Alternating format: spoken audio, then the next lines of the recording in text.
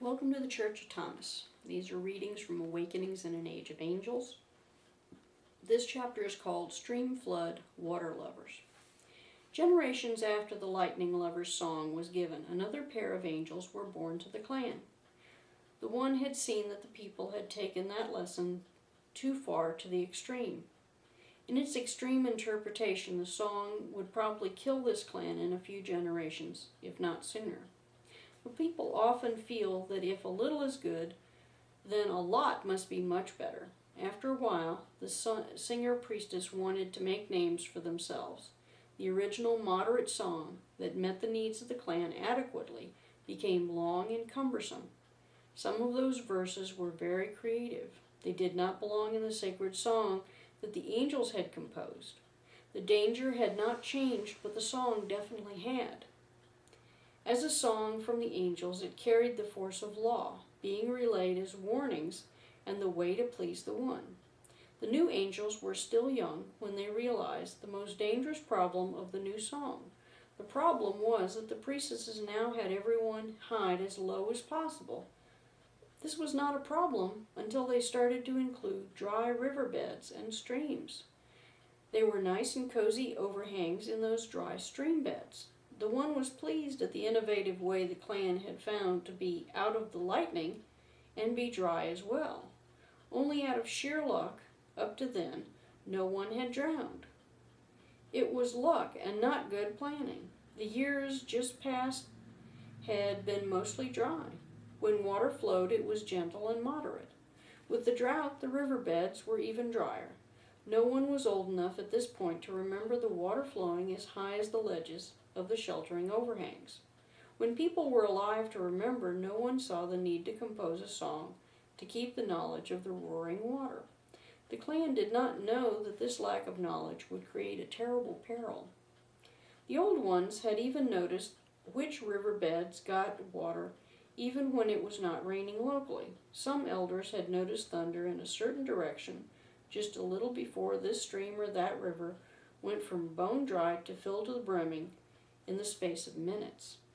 They remembered which riverbanks became very slick when it rained. They remembered the place where the ledges were sloped very steeply. The clan was in one slick bank area. Worst of all, the ledges were halfway down the bank because it was the water that had carved them over thousands of years. The ledge banks were like trapdoor spiders, just waiting the right moment to take the whole clan. The traps waited to take the clan, drown them, and smashing them on the rocks. The children who were the angels started a crash course in which stream would flash flood if there was a storm on a certain mountainside. The One would show them quite a bit so that when the day came to sing a new song, they would know how to make it the right kind of song. The song needed a cover broad generalities because it would become law. If it were not adaptable, the threat would reoccur when the clan moved to a new location. The wording had to be just right. The angels watched for the right combination of events. So the angels watched for the signs. They needed to know a flash flood was coming to fill a certain dry bank. They had to combine with a reason to seek the shelter overhanging, but not too soon. They needed to be able to block entrance to the overhang or have time to drag the clan out of danger just in time. The One alerted the angel that it was time. It was a hot, sticky day. Thunder had been coming from some of the mountains that the twins had studied. They knew that one mountain range was very steep and shed the rainwater into the stream bed very quickly to run downhill. The clan was also foraging very close to the stream bed it drained into. As it turned out, it was often used as a favorite of the priestesses. The ledges were deep and smooth. The stream bed was bone dry at the moment. Some local thunderstorm was brewing. At the first rumble of thunder that was nearby, the clan led the priestesses walk calmly to the path for the ledge. The child angels blocked the path. They told the clan not to go any further. The priestesses started to chastise the child angels for not following the instructions of the lightning song. The priestesses did not want to get drenched.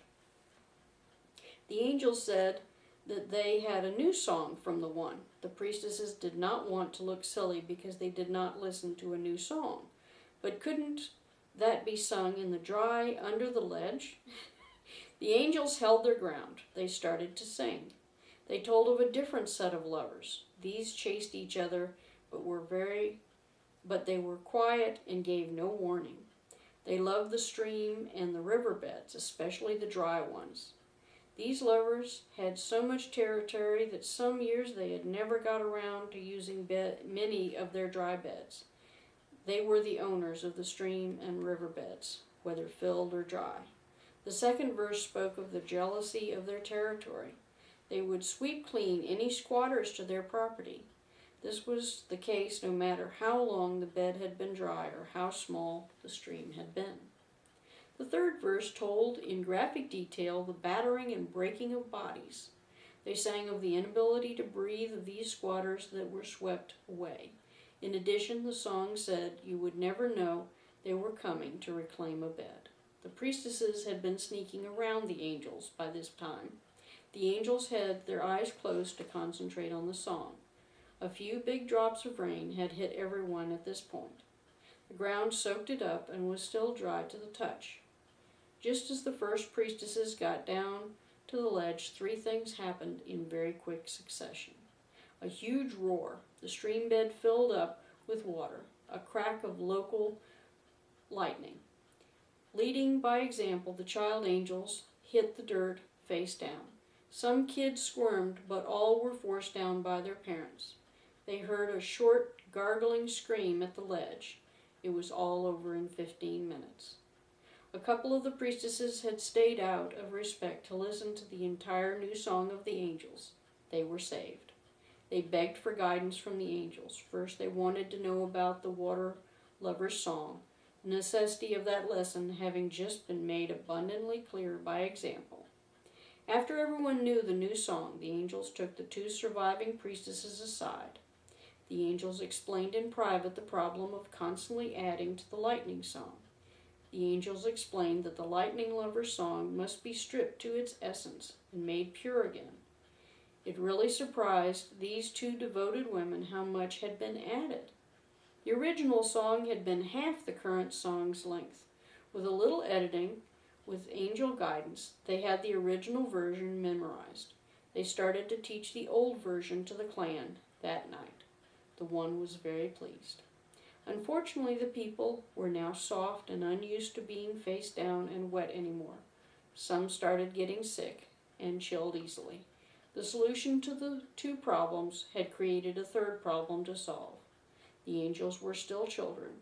The lightning and flood songs were fused and became law. All angel songs have echoed into modern time.